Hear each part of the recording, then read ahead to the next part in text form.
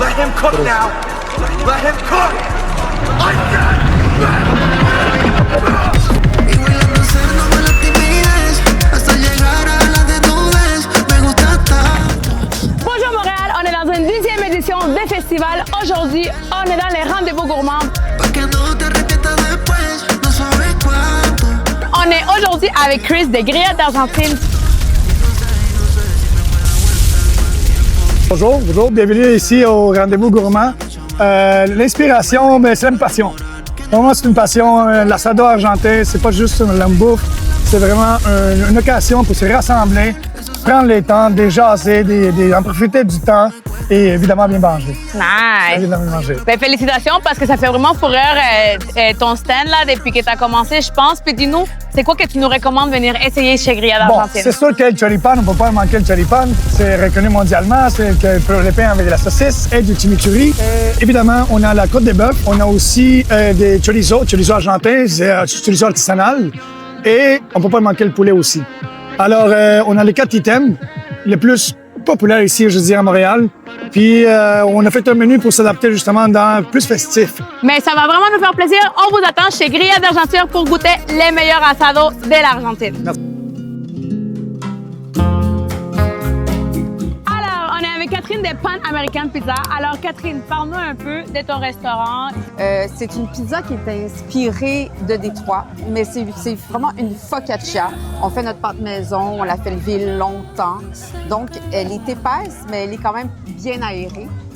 Puis c'est ça. Donc, l'idée de Dani, en fait, c'était vraiment d'offrir quelque chose de vraiment de qualité, mais accessible à tous, aux familles. On est quand même, on est toujours sur le bord de la récession, donc c'est offrir vraiment un produit de qualité, mais à bon prix. Abordable pour tous les publics. Oui, bien, pour les dates, pour les gens qui ont des sous, pour les gens qui ont le goût de fêter, pour les familles, pour tout le monde. C'est vraiment ça l'idée. C'est la pizza. Qui aime pas ça? Qu'est-ce que tu nous recommandes du restaurant? Qu'est-ce qui est le cœur des clients qui viennent essayer les plus souvent? Bien, en fait, je dirais que si on veut quelque chose de très classique, la pep sur le top, c'est le pepperoni fromage. Elle fait la joie de tout le monde. Sinon, les pizzas signature de Dani, c'est la soupe à l'oignon. Donc, c'est vraiment ça goûte la soupe à l'oignon. C'est tous les ingrédients de la soupe à l'oignon, mais sous forme de pizza. Wow! Et le gros mac, qui est, si on se ferme les yeux, ça goûte ce fameux sandwich de Ronald. Nice! Alors, où on peut te trouver? Donne-nous ton adresse On est à Montréal. au 6631 Jeanne-Mance.